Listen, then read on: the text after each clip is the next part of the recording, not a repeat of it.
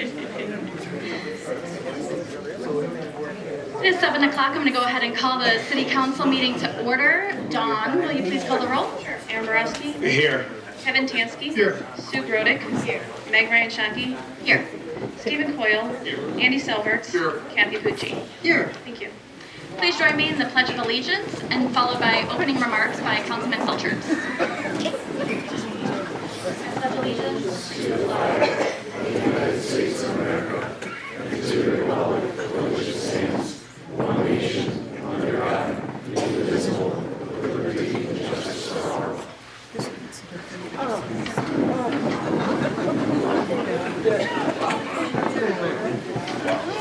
Good evening. With approximately about 1 year anniversary of the war in Ukraine, I'd just like to have a moment of silence for all the people that have been affected by it. I appreciate your patience. Thank you.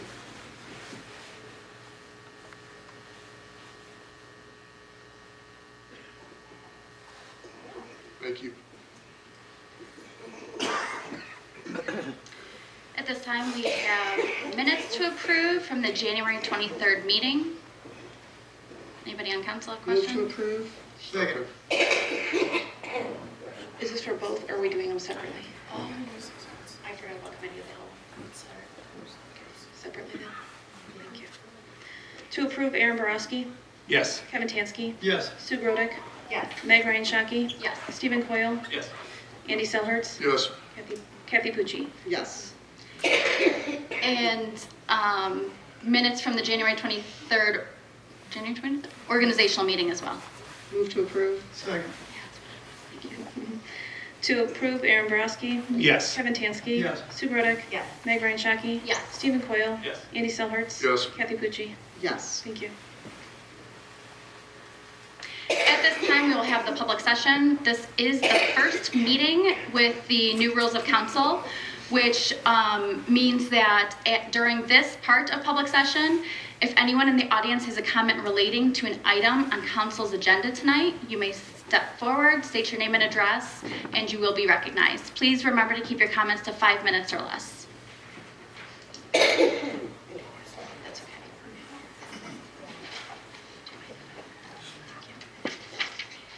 Rob Slattery, 6600 Bucyrus Drive.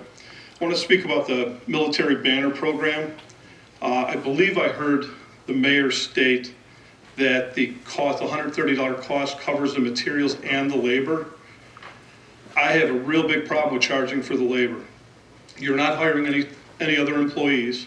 They're already budgeted through the general fund of the city. This is something that I think the city should be happy to do and absorb some of the cost, if not all of the cost, to cover this. I think it's a great gesture to show to the families and the veterans that are still with us, you know, their service and what they did and put themselves in line.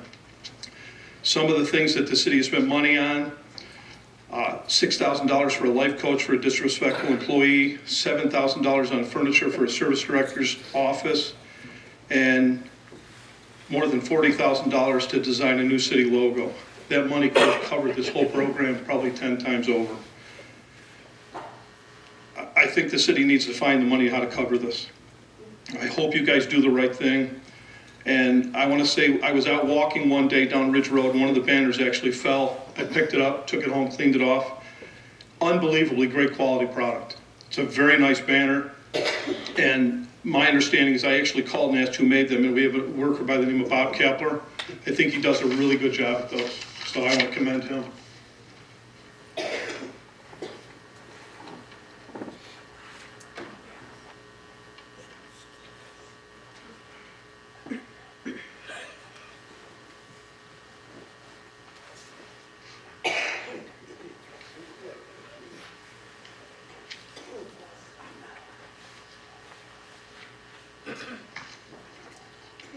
Cindy Woody, 4164 Spring Crest Drive. Good evening. Like most residents, I too have been following the ongoing discussions as they relate to the topic of regulating, keeping, and more recently establishing a pilot program for the keeping of hens in Brooklyn for what is now going on over 4 months. At one of the last council meetings, our very own animal control officer stated that she too had numerous concerns that council should, if it's approved, to allow residents to keep chickens in the city. One of her main concerns was related to, what do I do with the chickens if she received a call and she needed to remove it from the owner's property, and I quote her as saying, "And I will, without a doubt, get calls." She continued to state that at present, the pound is only equipped to handle dogs and cats, not chickens. And additionally, there is currently no qualified veterinarian that can assess and or take care of a chicken in the event that it is removed from a resident's property and could be ill or worse yet, injured. All of this has created questions in my mind as follows. At whose expense would modifications to the pound be passed on to? What would those costs be? Would we seek an additional veterinarian with knowledge on hens? Would we charge for a veterinarian? Would the charges for a veterinarian then be passed back on to the resident? Not currently having the proper setup, space, or care at the pound for hens, in my opinion, becomes unfair and somewhat actually cruel to the animals, and again, needs to be given additional thought and consideration before continuing on with the pilot program. Additionally, the Center for Disease Control has recently put out a publication regarding keeping backyard poultry.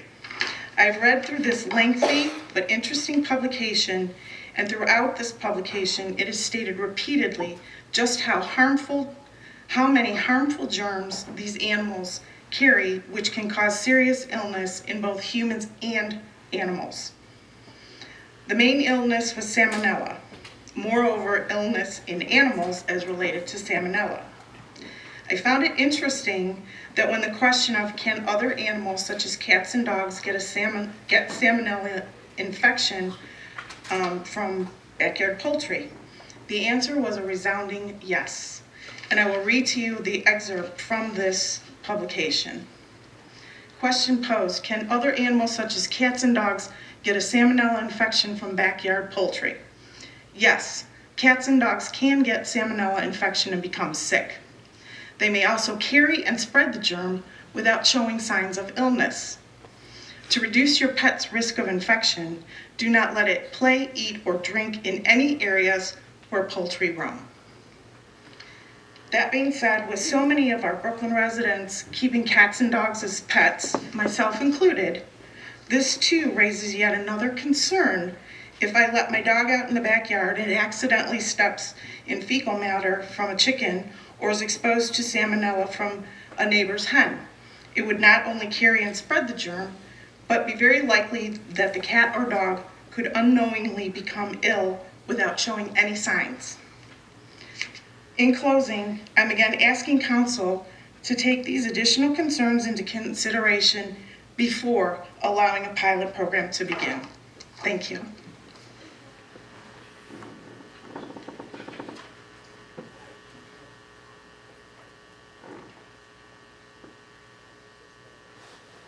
Anybody else from the public relating to a agenda item tonight?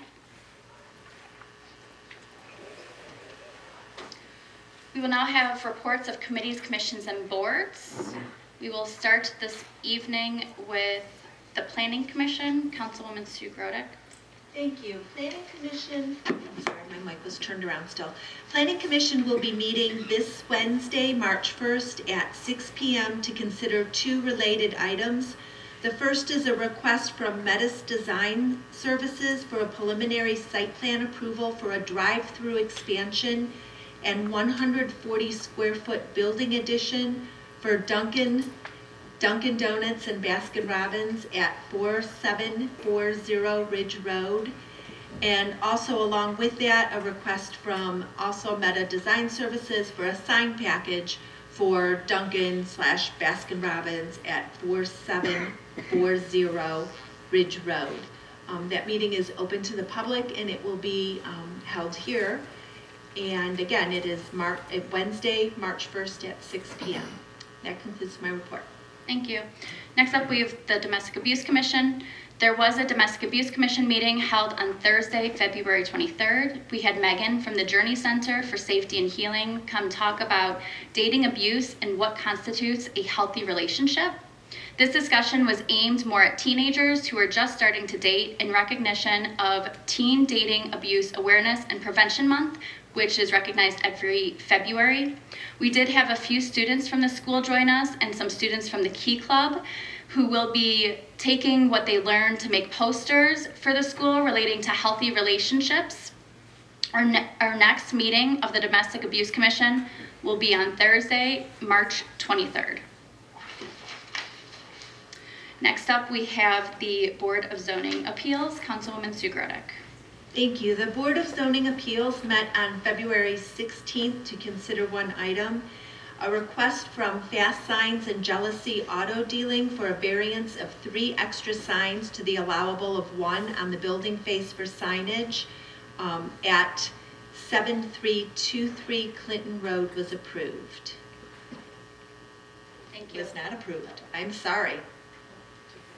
It was deferred. That concludes my report. Next up, we have the Sustainability Advisory Committee, Councilman Tansky. Thank you.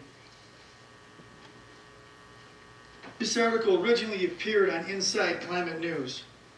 I find this very interesting and would like to learn more about the community solar in our community. In one community in Minnesota, a 1.3 megawatt solar array provides electricity to serve about 180 subscribers. The project, which occupies about 6 acres, is an example of community solar, also called shared solar or solar gardens. The kind of development in which subscribers receive credits on their monthly utility bills for the solar electricity produced.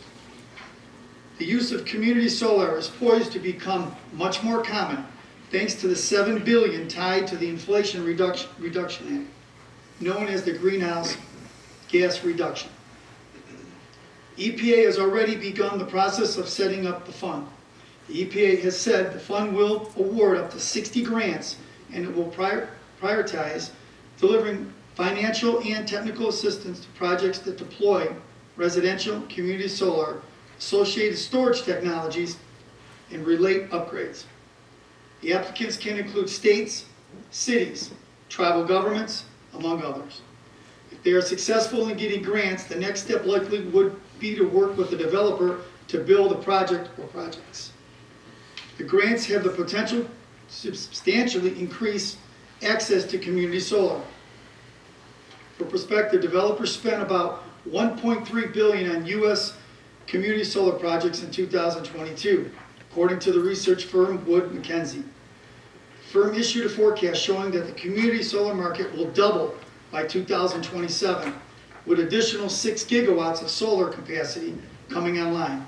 The report was done in collaboration with the Coalition of Community Solar Access, a group that includes solar companies and clean energy nonprofits. That's a lot of new capacity, but it would be just the start of what is needed if community solar is going to become a major part of the transition to clean energy. According to Marie McCoy, researcher at Local Self-Reliance, a nonprofit that tracks these programs, and explains it like this. Community solar is meant to be an option for folks who can't put solar on their own roofs, whether they don't own a home or have the financial ability to put solar up there or have a lot of shady trees. The large majority of subscribers and projects are the following 6 states: Colorado, Illinois, Massachusetts, Minnesota, New Jersey, and New York. About 20 states have active programs, and many of the rest have rules that limit the ability of developers to do subscription-based projects. Customers who participate in one of these programs get a monthly bill credit from the utility provider, and the savings is one of the main selling points for subscribing. For nearly all community solar projects, electricity goes into the grid for use by anyone, and then the subscriptions and credits are a matter of bookkeeping. The New York program has gained momentum thanks to initiatives by the state government and nonprofit sector, including that focus on giving low-income households access to solar. The reason I brought this up is because, and I've gone over this with Law Director Kevin Butler. The reason I brought this up, we have a portion of our landfill that is not being used by the solar panels. In that, I believe, and I've talked this over with Mr. Butler, it's going to expire for being under contract with the company that had initially signed a contract trying to get another company to put panels in there and generate electricity, and then we would gain off the land rent-wise.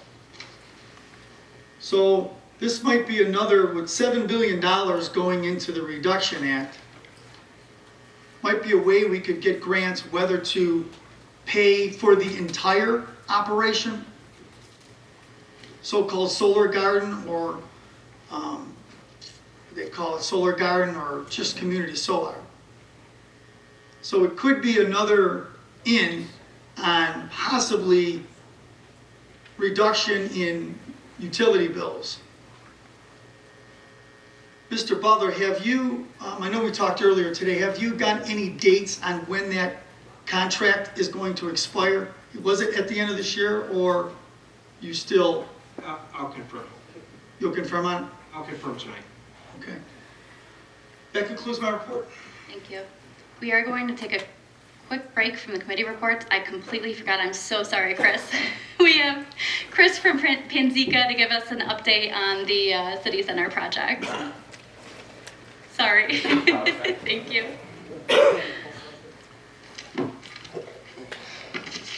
So I sent a letter last week. We got a notification that Schneider Electric, who's the supplier of the main distribution for the building, has another delay. Their plant was closed for a month due to quality issues, and we sent an updated letter, so we have it as about a 3-week delay for turning over the building from the April 14th day to, the mayor and I talked today, to May 5th, which is a Friday. The piece that we're missing is the main component of the building for electrical systems. It's where all the power comes in and distributes to all of the panels throughout the building. We've had dates that have gone back all the way to October originally, then it got pushed back. I think we're going on 5 times at this point from Schneider Electric of this delay. We've exhausted every opportunity to kind of do other opportunities to complete the building without it. Currently, we're bypassing this main panel to provide at least half of the power to the building to continue with the building.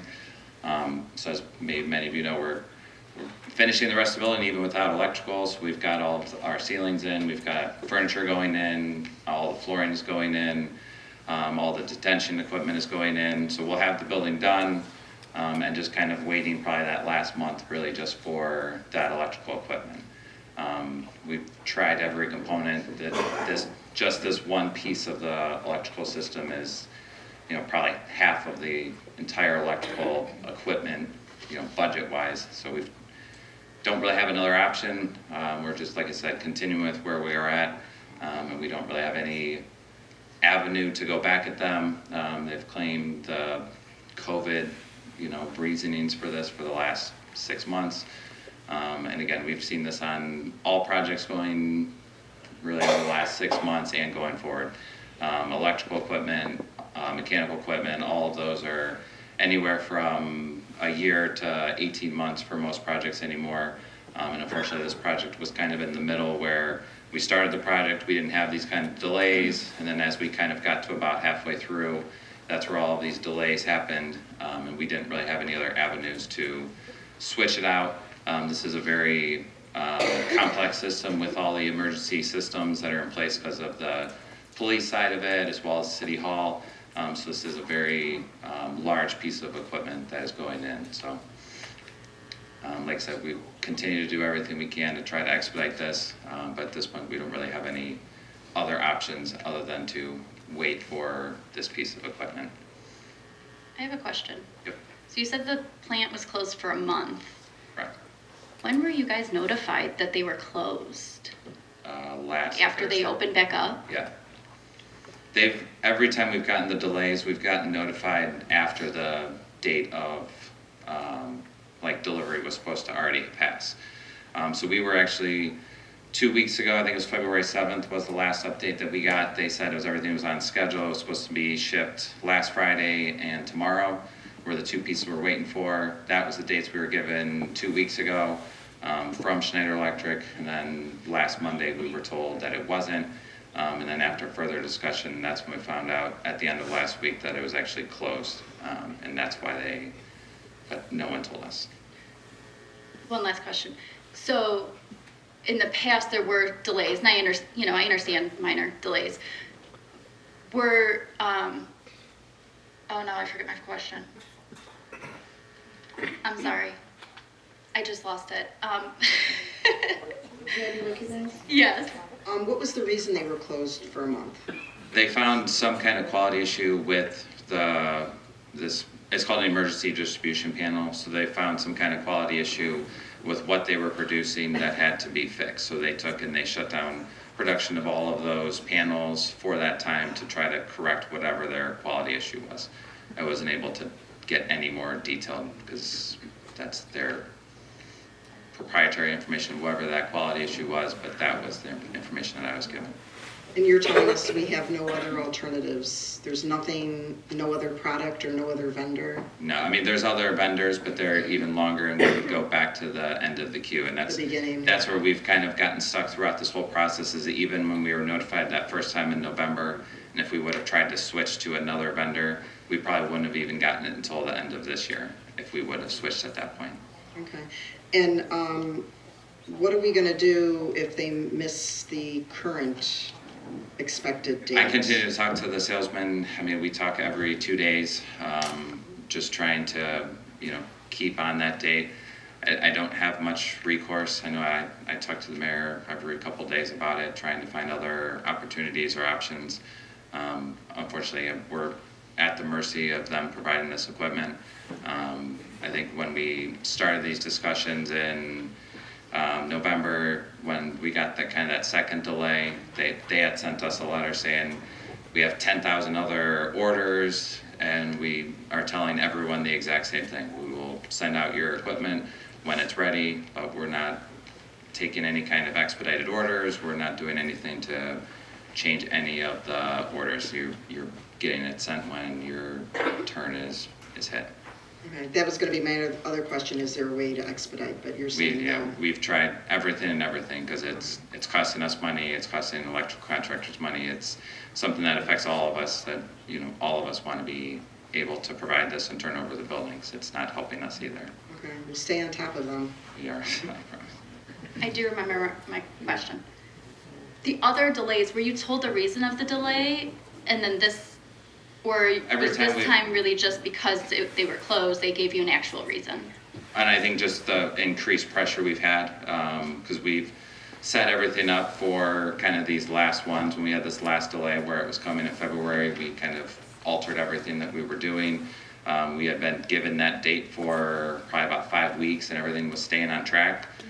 So when this last one hit, that's when we kind of all dove into it. The mayor has talked to the salesman as well as everyone within my company, the electrical company, trying to find answers.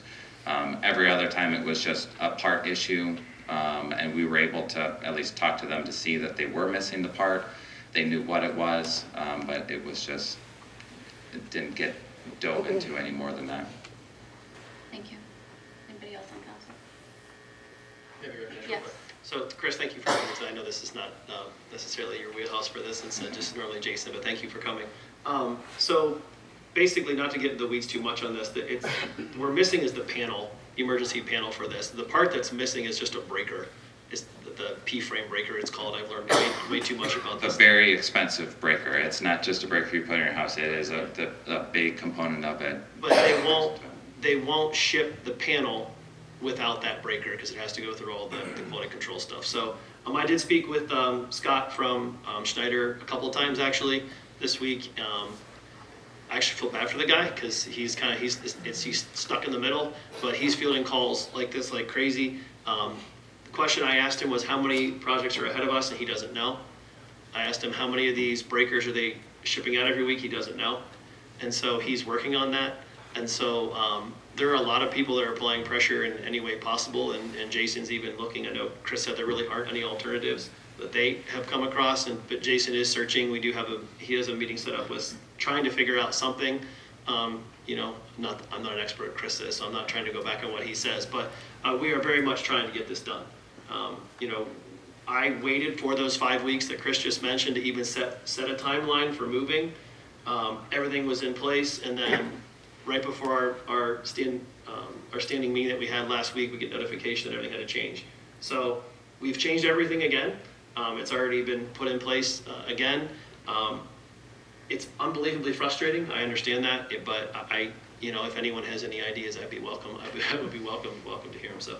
Yeah, I was trying not to get too much into the weeds, but that breaker is, because of it's an emergency panel, they have to provide that UL listing for that panel before they ship it out. Some of the other panels we have actually in the building, we were shipped just tubs, and we were able to put those breakers in later whenever they came in. But this type of panel, because of the emergency components to it, it is not able to be shipped without it. So that's also part of the bigger issue. Thank you. Anybody else on council? Questions for Chris? Thank you so much for coming out tonight. Thank you. Wish it was better news. Guess I'm right. Never is. Madam Chair, Yes. before you continue with council comments, just to respond to Councilman Tansky, the outside construction date, which is the very last date that the solar facilities could be built on the second half of the landfill site, is December 31 this year. And after that, we're relieved from that contract, correct? That's correct. Okay. So then, pretty much, we can do what we want with that land. Well, it's subject to EPA. lots of EPA rules, but yes. Okay. Thank you. Thank you, Ms. Butler. Thanks for the reminder. We will continue with the committees, commissions, and boards reports. Next up is School Board Liaison, Councilman Borowski. Thank you.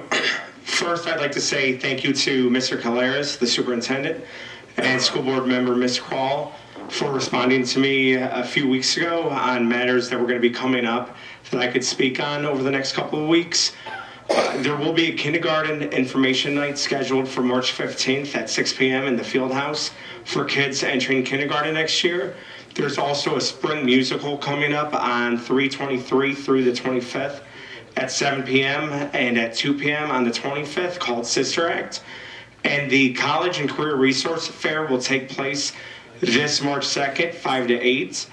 They had a Board of Education meeting this past Tuesday, which they discussed matters pertaining to staffing, pay, and there was also a presentation on the preschool by a few young ladies from the school for the preschoolers.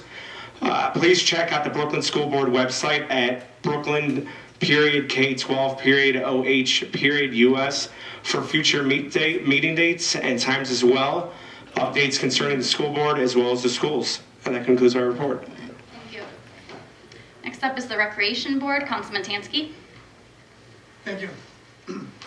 Youth soccer ages 3 to 6 is the clinical program run by Jumpstart Sports staff and will run from April 11th to May 16th at Marquardt Park.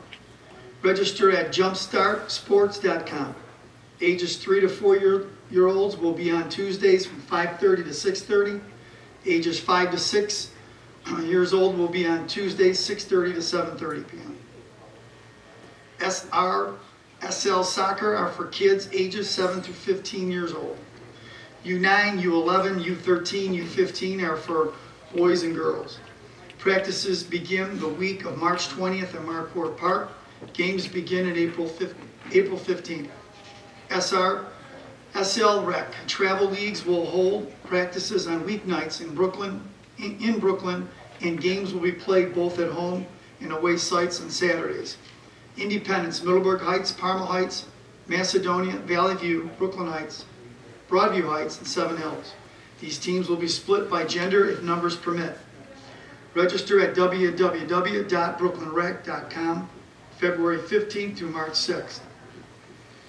residents $60, non-resident $70. If anyone is interested in volunteer coaching, let us know at registration. Next rec board meeting will be held on Tuesday, March 20th in the rec center meeting room at 7 p.m. Concludes my report. Thank you. Next up is Public Safety and Environmental Committee. Councilwoman Grodick. Thank you. The Public Safety and Environmental Committee met today at 5:30 to consider Ordinance 2022-32, enacting Chapter 765, Apartment Complex Security of the Codified Ordinances of the City of Brooklyn. The committee is recommending adoption with several amendments. The amendments are uploaded to the public section of board docs. Thank you to Director Butler for doing that so quickly for us.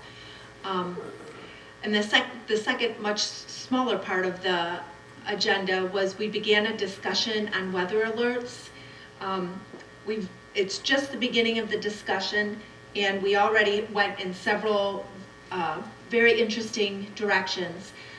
Mayor Van Kirk talked about weather alert radios, indicated that Chief Paul may be looking into securing some funding and maybe beginning a pilot program with residents who do not have a smartphone. All of that is just in the very preliminary stage. The committee is going to recommend that we find ways to get residents registered for Ready Notify. It's a very simple process, and it works well with landlines as well as smartphones or any other cell phone. So we talked about ways that we could actually get volunteers to help sign residents up, maybe at events that are happening throughout the city, and maybe even going door to door to homes. I'd like to thank Cindy Whitey for speaking.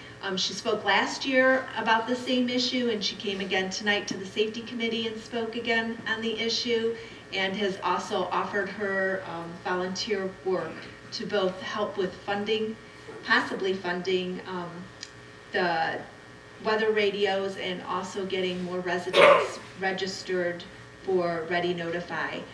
We do hope to continue the discussion at a future public safety meeting, and find ways that we can make sure that residents feel safe and will be notified of weather alerts.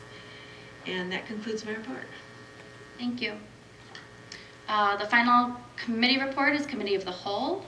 We met today at 6:20. We were a little behind from the public safety meeting. We typically meet at 6:15 on regularly scheduled council days. We went into executive session in the beginning of the Committee of the Whole for the purpose of employment of a public official. Then we came back and we did discuss all items that are on tonight's council agenda. We recommended that all items that are recommended by administration for suspension of the rules and adoption tonight were recommended by council to adopt. And I will give more information on each of those pieces as we read them into the record before voting on them. And we did recommend that Ordinance 2023-7, which is on first reading tonight, establishing a pilot program for the keeping of hens in Brooklyn, be referred back to the Public Safety Committee. And again, we do meet on regularly scheduled council meeting dates at 6:15, and all are welcome to attend. Next up, we have reports of council. We begin this evening with Councilwoman Pucci. Thank you. Good evening. I just want to add something to what Mr. Borowski mentioned about the school board meeting last week, and that is there was a presentation by the preschool team, and just so everyone is aware, we have an award-winning program for both our special needs and typical peers in our preschool program. They receive grant funding for going above and beyond what they're required to provide. And they're also able to provide income-based scholarships towards the cost for families who qualify.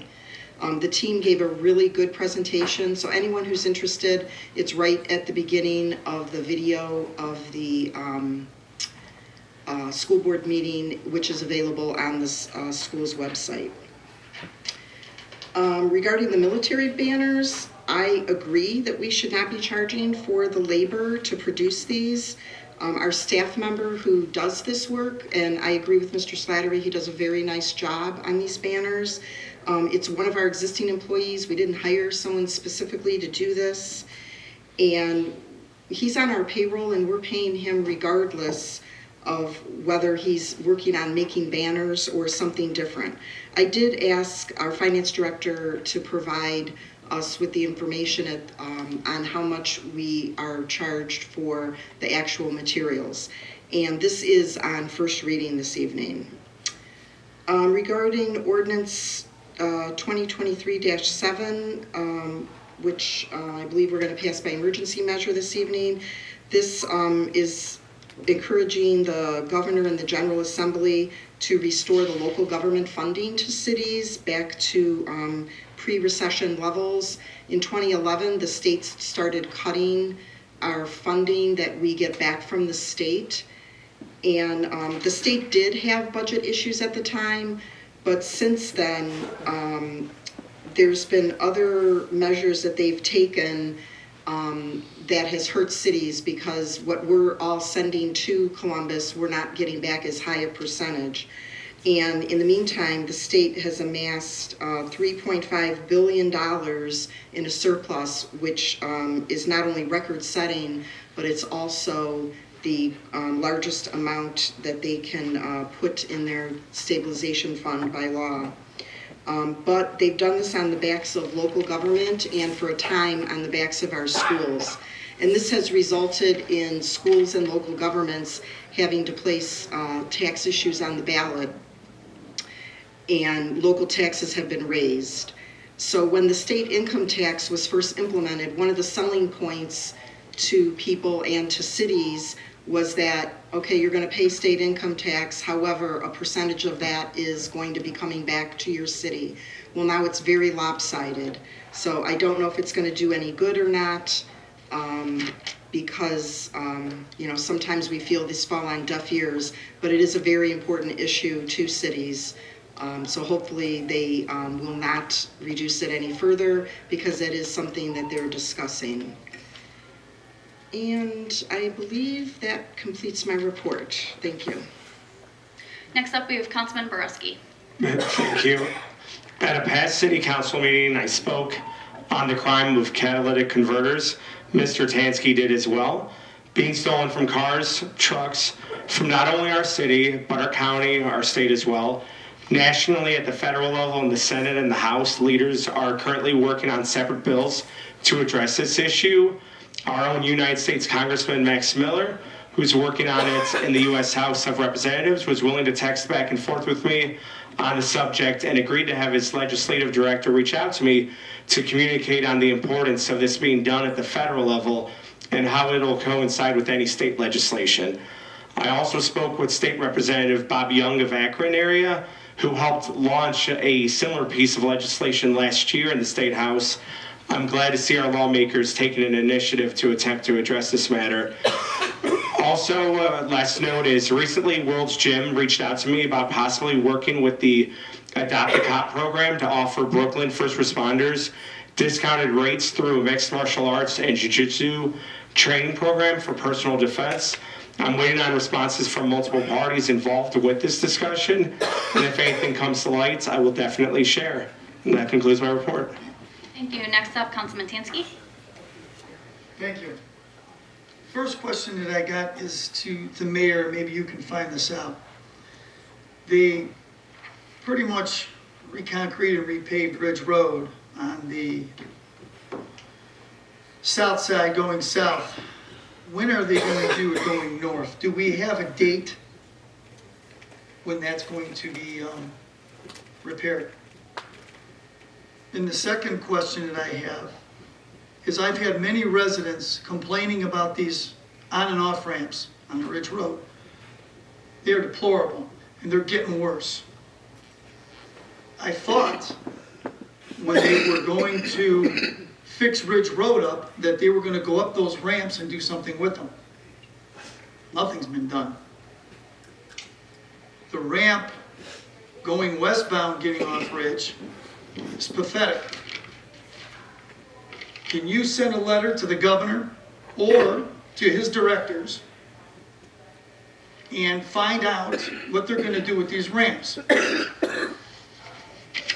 If you go south and you get off Bagley and you get off Pearl and you get off Route 3 and Route 18, those ramps don't look like that over there. But when you come north and you get in Brooklyn area, especially the Ridge Road ramps, they're terrible. I mean, and it's been that way for how long? It's just not just her.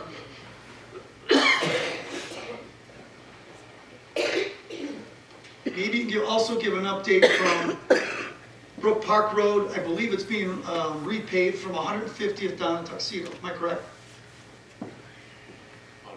Brook Park Road. Both going eastbound and westbound. Go through the 4 cities. You can update on when that exactly is going to start, because that's going to be a mess too, along with Ridge Road. Second thing is, I should say third, the last mayor brought up cameras, speed cameras on 480, which I'm dead against because I believe it's a money grab. What I don't understand, and I don't know if she sent a letter out to the state again, about State Highway Patrol living on I-71, and I drive a couple hundred miles a day. They are from Bagley Road all the way to Route 18, and there's not one, there's not two, there's 5, 6, 7. Why aren't some of those being put on 480 so we don't have the amount of speeding on 480s, since that's where the complaints, according to the last mayor, was being done? I don't know if she sent a letter out, Ron, or... Yep, but that would be my question. They also have time, instead of being on 480, because they're on Memphis Avenue. In a couple of the, I don't know if they're vacant parking lots or whatever. Now you have State Highway Patrol on Memphis Avenue taking down speeders over there. So we have them on 71, we have them in Brooklyn, but we don't have them on 480 where the problem is. So maybe that could be question 2, Mayor, that we have them in our inner city, but not on 480. And that concludes my report. Thank you. Next up, we have Councilwoman Sue Grodick. Thank you. Just a brief word of thanks and gratitude. I am the new chair of the Public Safety and Environmental Committee, and we've had 2 very packed meetings so far, and it looks like a 3rd one will be scheduled soon. But I would just like to thank the committee, thank council, thank both Chief Milkey and Director Butler for your patience and your advice in helping me run these very busy meetings. And also thank you to the public who have attended these meetings. It's been great to see public input. It's something that we all appreciate on council, is hearing residents, especially residents who volunteer to help with projects. That's even better. So just thank you. As a new chair who's stumbling through some of these things, I really appreciate all the help, guidance, and support. That concludes my report. Councilman Stephen Coyle. Good evening, everyone. I attended a meeting with representatives from the Greater Cleveland Food Bank last week. The annual Harvest for Hunger campaign kicks off later this week, and the food bank is expecting an increase in need this year. For those that weren't aware, during the pandemic, pretty early on, the state of Ohio authorized an additional emergency benefit allotment on SNAP EBT food stamp cards. The additional funds were loaded at the end of each month, and next month the additional allotment will end, reducing approximately $120 million in SNAP benefits in the state. This equates to around $90 per household currently receiving food stamp benefits. Whereas at least 1 in 6 Ohioans already struggles to put food on the table. The annual Harvest for Hunger campaign is more important than ever before. Checkout Hunger gives shoppers the opportunity to easily donate at the register at local businesses such as Giant Eagle. Please consider donating to this worthy cause if you're able. I know Councilman Borowski touched on this, but Thursday this week, the Brooklyn City Schools are hosting the College and Career Resource Fair. 5 to 8 at the high school. Its students, families, and community members are all invited to meet with representatives from local colleges and universities. learn more about job and internship opportunities from 30 local businesses, and get assistance with planning for a next step or new career. And then lastly, the police department is looking to hire an entry-level patrol officer. There's a civil service exam scheduled on Wednesday, April 5th at 6 p.m. If interested, you can refer to the city website for more info or reach out directly to the police department. The phone number 216-635-4209. And that concludes my report. Thank you. Next up, we have Councilman Andy Selshurts. Thank you. Good evening. Thank you to the Safety Committee tonight taking the time to discuss Ordinance 2022-32. Thank you to everyone that participated, donated, volunteered, was just there in some form or fashion with Night at the Races this past weekend for the Brooklyn Athletic Boosters and Post-Prom Committee. Just a super nice event. Hopefully everybody had fun. As was mentioned before, Brooklyn Drama Club and Music Department will be performing the musical Sister Act for their annual production this year. It will be on Thursday, Friday, and Saturday, March 23rd, 24th, and 25th. At 7 p.m. There will also be a Saturday afternoon matinee. There is a special presentation for seniors on March 20th with coffee and donuts. Call 216-485-8112. You need to do that by March 20th. Last meeting I talked about First Energy finally starting to get the final LED conversion going. That was 2 weeks ago. Well, they started this morning. Kind of sitting after them, watching what they're doing, not doing. They're over in Brookwood and over in the Glencoe area. Kind of happy to see them after all this 2-3 years of what we've been doing and dealing. Problem is, caught them putting up the wrong wattages. So now they're stopping, and now they got to order new lamps. So there's another 2 weeks in delay. So what you heard about Schneider Electric and the city center, just delays everywhere. We did finally make some progress in our recycling being taken to a different facility other than the current one in Twinsburg. The city worked with Jeff Snyder from Rumpke on a solution. I'll let the mayor get into more details on that. The Laurel Garden Club, along with the Friends of the Brooklyn Library and Keep Brooklyn Beautiful, will be having 2 events over at the library in April and May of this year. The first one is Color Through the Seasons, choosing the right shrubs and companion plants. It's going to be April 19th, 2023. And the other one is going to be Native Plants, Rugged Easy Care Survivors. That's going to be on May 17th. Once registration is open, we will let you know. We're trying to get the Laurel Garden Club, Friends of the Brooklyn Library together. They're both groups that are just dwindling in population. We're also going to try to use Keeping Brooklyn Beautiful, maybe try to do home beautification, just awareness, kind of an awards program other cities have done, and maybe it's time that we also do it. And that concludes my report. Thank you. And I do have a couple things to add with my report tonight too. I know Kathy touched on the local government fund, and we have a ordinance tonight talking about restoring the local government fund. But another this is a House Bill 1, has many implications, including one that also directly impacts local governments. While the intent is to cut state income taxes, this is once again being done on the backs of local governments, including schools and other government entities that receive revenue from the state. This state bill would flatten and cut state income taxes, providing wealthy Ohioans with more benefit than those in the middle class. For example, an Ohio taxpayer making an average of $75,000 per year in federal adjusted income would pay only $140 less in annual state income taxes, while residents making over $500,000 annually would pay $5,209 less each year. While most Ohioans, and certainly most residents of Brooklyn, would see little savings in their annual state income taxes, this adds up to $1.2 billion per year in state property tax rollbacks. That state money is given to local governments such as school districts, cities, libraries, park districts like the Cuyahoga County Metro Parks and counties to backfill their losses from tax exemptions, such as giving older Ohioans and military veterans discounts. I did also want to mention the Cuyahoga County Public Library is hosting a STEAM Expo on Saturday, March 4th, which is this Saturday, at the Parma Snow Library Branch.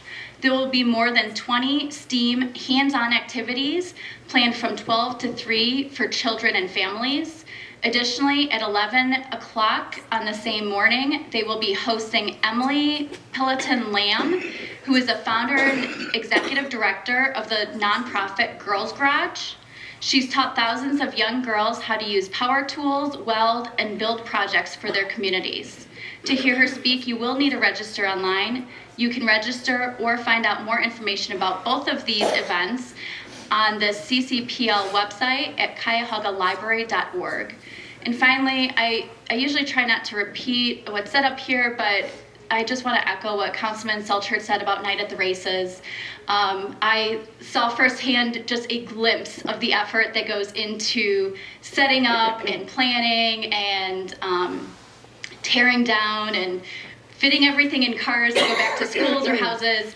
And I just want to say that to all of the moms and the dads that helped to put this event together, your work did not go unnoticed, and you guys put together a spectacular and fun evening. And that ends my report. Next up, we have Mayor Ron Van Kirk.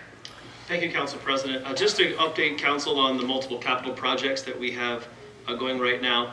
The right turn lane from Memphis onto Tiedemann has a bid opening at City Hall next week, March the 10th. Our local streets program, the bid advertising will go out next week, and we'll have bid opening on March 24th. The Memorial Plaza relocation that we talked about at our last meeting, that bid advertising will also go out next week with a bid opening on March 24th. The fire station water remediation bids will go out on March the 28th. We'll have a bid opening on April 21st. The I-480 in Tiedemann, the landscaping and sign contract with the landscaper has been signed. The service department will now remove the current trees that are located on those off-ramps and grind the stumps. The landscaping work is to be completed in April, and if we get the bricks in for the signs, another delay, those signs will be completed as well. As far as Brook Park Road, Kevin, to answer your question, the contract has been awarded by the state of Ohio to Roniak Paving. The timeline of the construction will potentially be starting in April. That may move depending on how quickly the state moves, which is not always the fastest. But it should start either in late spring or early summer. It will be a 2-season project. They're going to do it in chunks, and so it will conclude at the summer of next year. The master plan for Memorial Park, per the city's master plan, Benke is currently working on a 3-phase approach to upgrading Memorial Park and making renovations in the park. We should have something to present to council or the public in coming weeks. Also, council authorized the purchase of the house on South Parkside that will be part of the new Memorial Plaza relocation. Everything is going through with that. The closing should take place this week or next week, whatever March the 9th is, whatever day that is. As was already mentioned, the new construction completion for the city center is May 5th. We've already adjusted the timeline of events for the auction and for moving items. I hate to reschedule everything again with not knowing if the electrical components are going to come in, but we have to do it because you can't just wait and see if they come in and then schedule everything. So tentatively, May 5th will be the day that we begin moving City Hall. Mr. Selhertz mentioned the LED light program that is going to be eventually replacing all the lights in the city. So thank you so much, Mr. Selhertz, for your patience and work on that. It'll be a nice addition. We also last week had a preliminary meeting with Kent State, who performed a recreation center survey that went out last year. They're continuing to crunch that data, and they should have final summary of that survey to present to the city and to the council in coming weeks. There was a tremendous response to that survey, both online and in paper form, and so we should get some very good information from that once we do get that information from them. On the agenda tonight is a confirmation for our building commissioner for the city of Brooklyn. I want to thank Committee of the Whole for recommending that council do confirm. If council confirms, I'll be excited to welcome Mike Greer to the team. He comes with many years of experience in the building trades and is also as an assistant commissioner in a neighboring city. And I'm excited to partner also with Bedford in fulfilling this position. This will be the second partnership that we have with another city for a position. We also share an ACO with Parma Heights, and so Bedford will share this position with us if council does confirm. As Mr. Selhorst also mentioned, we have signed a one-year contract with Rumpke, starting March the 1st for our city's recycling. With this new contract will actually be a cost savings per tonnage, as well as will dramatically cut down the distance that our service workers have to travel to drop off our recycling. This came about, as Mr. Selhorst mentioned, in partnership with Jeff Snyder from Rumpke, who kind of oversees the Cleveland recycling. We would like to partner with Cleveland once again for their recycling at the Ridge Road Transfer Station. Rumpke's all for it, but it's very difficult trying to get something done with Cleveland. So we are continuing to work on that. There is a clause inside of this current contract that if we are able to partner with Cleveland, that the current Rumpke contract would be null and void, since Rumpke already partners with Cleveland anyways. As was also mentioned, the civil service test for the police will be given Wednesday, April the 5th. Information is on the city website. I would encourage those interested to go there to get all that information. A couple pieces of legislation tonight. Resolution 2023-6 is for the purchase of a street sweeper. As was already mentioned, this will allow us to replace our current one who has had all kinds of issues here recently. According to Mr. Verba, that this new sweeper is currently in stock, which is surprising. The plan is to use our current sweeper that we have right now through the leaf collection season this fall and then sell it. And the city will, of course, use some of our cost-sharing dollars from the sewer district to purchase the new sweeper. In regards to 2023-6, the fee for the Brooklyn Hometown Military Banner Program, we've been doing this program now for 3 years, and this has been the fee that's charged for it. However, it's not in our fee schedule, and so this legislation puts it there. We can adjust it to whatever council desires. I'm certainly open to that. The reason why it's on the agenda is because there's no current fee schedule set up for it, and so it does need to be placed on ordinance, whatever that number needs to be or what council decides that it should be. Resolution 2023-7, this was brought to my attention by the Ohio Municipal League. This is in regards to restoring the local government funding. Both Mrs. Pucci and Mrs. Ryan Shockey explained what's going on with that, and we do hope to see this restored. It's cost the city of Brooklyn just under $1.4 million since it's been cut. Mr. Tansky, to answer a couple of your questions that I can't answer tonight, the date for Ridge Road, it should start in April and should conclude sometime in September. Again, I already mentioned Brook Park Road will take place in April as well. We don't know when the Brooklyn portion of Brook Park Road will take place. It's the state that's doing this contract. We'll have more of a timeline from our engineer as that information becomes available. They're going to do this in chunks on Brook Park Road, so it's not like they're going to tear the whole thing up at one time. When Ridge Road gets done, all new timers, they didn't put them this time, but I would imagine all new timers. On the lights? On the lights out there. It's already completed. All those new timers are in? That's correct. Yeah, they're still monitoring it and making adjustments. Because they're not synchronized. Yeah, well, right, they're monitoring it and they're making adjustments. Working with Cleveland and with Parma, it's proven to be a little difficult in doing it, but as far as the mechanisms themselves, they have all been installed. It's just going to take some time to iron out those issues. One other thing I'd like to mention, the Cleveland Metro Parks is holding a job fair on Saturday, March the 11th from 10 a.m. to noon. It takes place at the Cleveland Metro Parks Zoo, and there's all kinds of seasonal opportunities there at the zoo and the parks for golf, restaurants, concessions, all that kind of stuff. So again, that's Saturday, March 11th, the Cleveland Metro Parks Job Fair from 10 a.m. to noon. I also want to thank Ms. Whitey for speaking regarding the weather radios as well again tonight. And I am in favor of establishing some type of pilot program to get these to residents who do not already have smartphone technology. I think it would be a good thing at a low cost. So thank you for bringing that to our attention once again. And I believe that's all I have. Thank you. Thank you. I believe we just have one director's report tonight. Director Raguse. Thank you. Good evening. Just one item for me tonight, just a review of the financial report for the general fund for January. On the revenue side for the general fund, overall revenues are 8% of the estimated amount and 22% more than in prior year. This is due to an increase in income taxes and a substantial increase in interest revenue that we received due to the rising interest rate environment that we've discussed over the past several months.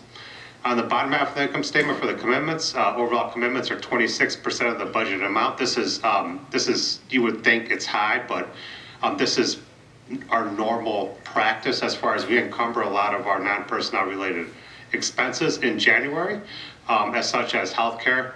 So this will sort itself out through the remaining portion of the year. So the main takeaway on this is the revenues are 8% of the estimated amount. We're at the budgeted amount through January, and then 22% more than prior year. So On the income tax for February, we received our distribution from Rita for February. Total distribution is 12% more than in February 2022. So of that $159,000 gain, $126,000 is a result of additional withholdings compared to prior years. So this is the second straight month this year that we've received higher income taxes this year than we received last year. We've known that last year was lower than prior years. So this is trending what we anticipated so far this year. And that concludes my report. Are there any questions from City Council? I have one question. Yes. So you said we're higher, but still lower with, last year we were still lower than anticipated. Are we, about where are we at, like with, withholdings from working from home or any stuff like, is there a easy way to say that? Sorry. So for this year? Yes. So our major organizations are trending a little bit better than last year. So so that takes into account the work from home as well. So early on, it's a little bit better than last year. It's I don't want to say it's stabilized, but it's trending in the right direction. Okay, thank you. Any other questions for City Council? Thank you. We will now move on with legislation. First on our agenda, we have the confirmation for the building commissioner. Move to confirm Michael Greer as building commissioner. Second. To confirm and appoint Michael Greer as commissioner, Aaron Borowski. Yes. Kevin Tansky. Yes. Sue Grodick. Yes. Meg Ryan Shaki. Yes. Stephen Coyle. Yes. Andy Selhertz. Yes. Kathy Pucci. Yes. Thank you. Under old business tonight, we have ordinance 2022-32, which is currently on second reading, enacting Chapter 765, Apartment Complex Security of the Codified Ordinances of the City of Brooklyn. Move to amend as discussed in the safety committee and has been recorded by our law director. Second. To amend, Aaron Borowski. Yes. Kevin Tansky. Yes. Sue Grodick. Yes. Meg Ryan Shaki. Yes. Stephen Coyle. Yes. Andy Selhertz. Yes. Kathy Pucci. Yes. Thank you. And with that amendment, it is placed back on second reading, just so the public knows. Under new business tonight, we have Resolution 2023-6, which is on first reading tonight, but administration is looking to have us adopt with suspension of the rules, authorizing a community cost-sharing agreement with the Northeast Ohio Regional Sewer District for the purpose of a street sweeper. And Mayor Van Kirk mentioned this in his report, similar to a discussion at the City Council budget work session last fall. This will cover the cost of the street sweeper that is included in the 2023 capital plan. Introduced by all to suspend the rules. Second. To suspend the rules, Aaron Borowski. Yes. Kevin Tansky. Yes. Sue Grodick. Yes. Meg Ryan Shaki. Yes. Stephen Coyle. Yes. Andy Selhertz. Yes. Kathy Pucci. Yes. And then to adopt, Aaron Borowski. Yes. Kevin Tansky. Yes. Sue Grodick. Yes. Meg Ryan Shaki. Yes. Stephen Coyle. Yes. Andy Selhertz. Yes. Kathy Pucci. Yes. Thank you. Resolution 2023-7 is on first reading, but looking to suspend the rules and adopt tonight, strongly urging the Ohio governor and members of the Ohio General Assembly to restore the local government fund to pre-recession levels. And I did just want to add, I know Mayor Van Kirk mentioned the total amount that Brooklyn has lost, but this local government fund was reduced in 2011 by 50% during Governor Kasich's administration from 3.68% general revenue funds to its current level of 1.66% of general revenue funds. Introduced by all, suspend the rules. To suspend the rules, Aaron Borowski. Yes. Kevin Tansky. Yes. Sue Grodick. Yes. Meg Ryan Shaki. Yes. Stephen Coyle. Yes. Andy Selhertz. Yes. Kathy Pucci. Yes. To adopt, Aaron Borowski. Yes. Kevin Tansky. Yes. Sue Grodick. Yes. Meg Ryan Shaki. Yes. Stephen Coyle. Yes. Andy Selhertz. Yes. Kathy Pucci. Yes. Thank you. Ordinance 2023-6 is on first reading tonight to establish the fee for the Brooklyn Hometown Military Banner Program. And Mayor Van Kirk did discuss this in his report tonight. The fee covers the cost of production, and this is on our agenda because we have historically charged the $130, but it's not technically in our fee schedule, so this is just following procedure and putting it in the fee schedule. Ordinance 2023-7 is on first reading tonight, establishing a pilot program for the keeping of hens in Brooklyn and declaring an emergency. Move to refer this to the Safety Committee. Second. To refer to Safety Committee, Aaron Borowski, Yes. Kevin Tansky, Yes. Sue Grodick, Yes. Meg Ryan Shaki. Yes. Stephen Coyle, Yes. Andy Selhertz. Yes. Kathy Pucci. Yes. Thank you. And finally, ordinance 2023-8 is on first reading tonight, but administration is looking for suspension of the rules, authorizing the updated capital improvement plan for 2023.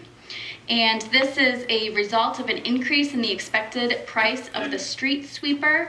The budgeted amount is $290,000 and the updated amount is $303,000. And this purchase, including the increase, will be covered by the cost sharing agreement with the Northeast Ohio Sewer District in Resolution 2023-6. Due to the timing and locking of the prices, administration is looking to pass on first reading tonight. Introduced by all to suspend the rules. Second. Thank you. To suspend the rules, Aaron Borowski, Yes. Kevin Tansky, Yes. Sue Grodick, Yes. Meg Ryan Shaki. Yes. Stephen Coyle, Yes. Andy Selhertz. Yes. Kathy Pucci. Yes. Thank you. To adopt Aaron Borowski, Yes. Kevin Tansky, Yes. Sue Grodick, Yes. Meg Ryan Shaki. Yes. Stephen Coyle, Yes. Andy Selhertz. Yes. Kathy Pucci. Yes. Thank you. At this time, we will have the second portion of the public session. If anyone in the audience has anything to say for the good and welfare of the city of Brooklyn, please step forward, state your name and address, and you will be recognized. Please remember to keep your comments to 5 minutes or less.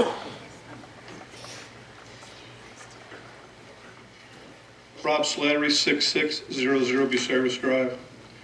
Today I stand here before the residents of Brooklyn to formally announce my intent to run for the office of mayor. For many years, I have worked to bring a community feeling back to our great city. I have attended countless city meetings and asked questions of the city administration, although mostly ignored. I try to make our city a safer place to work, play, and raise our families. It is my mission to put people before politics. I have watched the safety forces ignored to dangerous levels. Our employees feel forgotten and the morale has never been lower. Our employees are our greatest resource and our asset, and we need to treat them that way.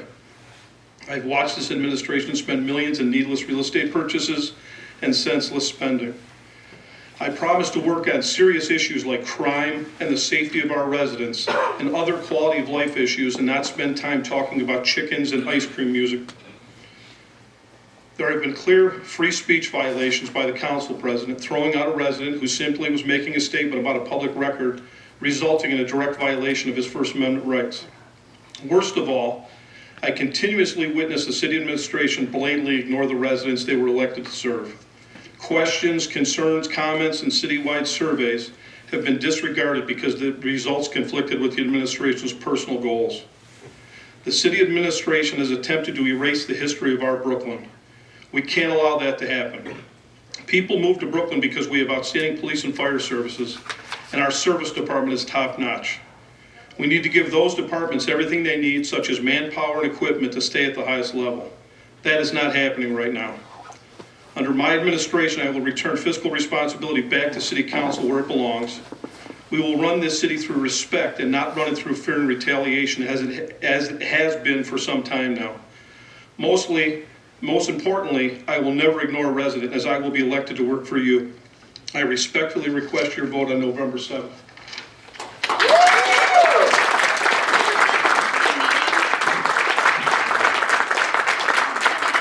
Anything to say, you can come up, but this is a working meeting, guys.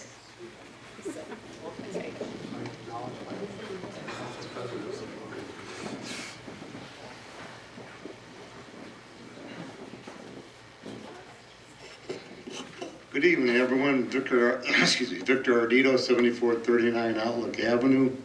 A couple things. One of them is with back-ordered parts like the electrical for across the street. I'm in the automotive industry with parts, and one order we had finally filled from the Chrysler was from August of 2021. We just got in about a week ago. You'll call it, and next oldest one is from the beginning of 2022. This is nationwide and anything and everything since COVID started. Every time you call someone, depending on what part it is or whatever, it's a crapshoot on the answer you're gonna get. Just recently, I spoke to one supplier. We have a roof on order for a Viper, ordered last May, estimate 5 to 6 months. There's been delays. One of the fiberglass, one of the products they used to make, the one company quit making, and they had to find somebody else to make it. We're trying to keep the customer updated as best we could. The last time, I talked to the one guy about 4 weeks ago approximately, and it was the father answering the phone, told me we're hurting. We're down about 6 people, and it's been a constant since COVID started. And he's estimating, I can't give you a solid date, it's in production now, but it's still up in the air. So I had the customer ask me again.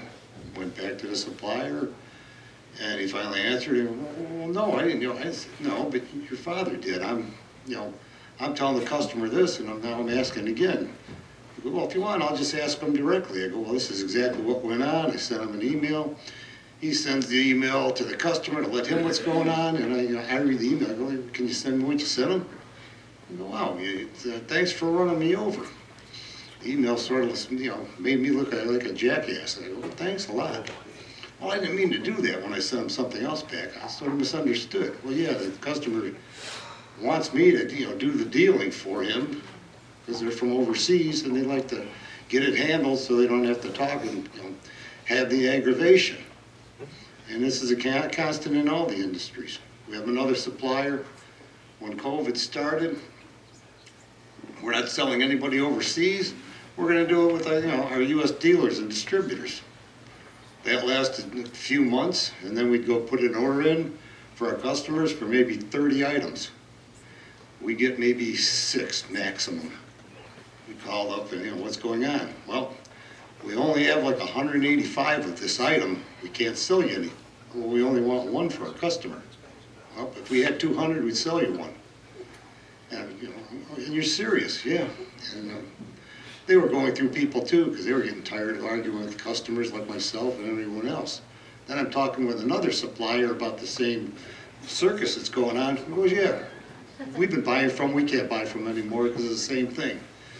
But all of a sudden, they're selling, they're still short of product, but they're selling our customers direct. And we're getting, our customers buy direct, we ship overseas. And we're getting boxes and boxes of full orders, where we can order like 3 parts. So this isn't going away anytime soon. I talked to somebody in the automotive, the painting industry. He goes, well, like I'm getting the one special primer. He goes, well, I had to buy it now, but there's a catalyst. Back order, don't know when. So hold on to the seat of the pants no matter what you're doing. You can't go anywhere else, like you said with the electrical. Yeah, it's a nice thought. Everybody across the board is scrambling the best they can. I heard that one article, whatever, different police, they were trying to buy police cars and everything. They said they weren't selling them because they were making so much money on the other cars. They cut the police departments out and everything. So this isn't ending anytime soon. You go into the store, you're looking at food. Wow, tired of that shit. Oh, that now costs $5. It went up $1 from last week. Yeah. It's crazy. Now another thing on the schools. I don't know exactly what they're teaching the kids. I had enough trouble with old math, let alone new math. Around Christmas time, I bought a turkey breast. The Lion Giant Eagle was $17.29. I give her a $20 bill. Some typing stuff, looking at the screen. This is going on for like 30 seconds. Just shut up, Vic. Don't say anything, what's going on. Now the drawer opens, so I'm feeling a little more positive. The next thing, she's on the phone now. This is ridiculous. And look, they have the head cashier, whatever's walking down. Could you come over? She helps her. Mr. Ardito. And she helped her. And can you wrap it up? It's been 5 minutes. Okay. Wrap it up. Thank you. Just a moment. And she had to help her count the change and everything. So I don't know what the schools are teaching, but They gotta wind it up to what the kids actually need to know. And I said something this morning to the cashier that helped me. Oh, she goes, this is normal. All the kids, young people getting in, they don't know how to give change. Thank you.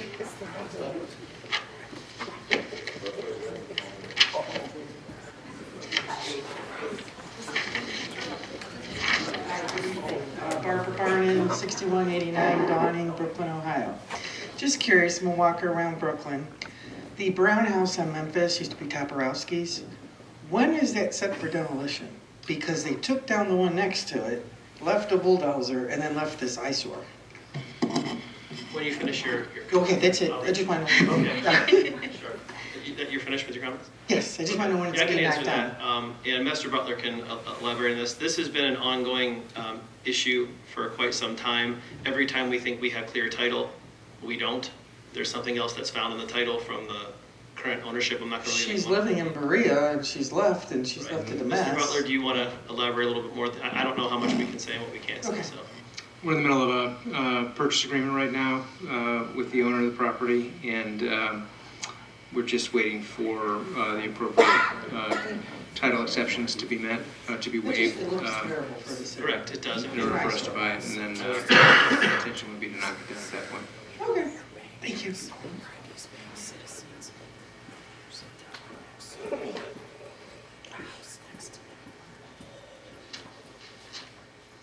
Anybody else have comments for the good and welfare of the city of Brooklyn? Make a motion, we adjourn. To adjourn, Aaron Borowski. Yes. Kevin Tansky. Yes. Sue Grodick. Yes. Meg Ryan Shaki. Yes. Stephen Coyle. Andy Silver. Yes. Kathy Pucci. Yes.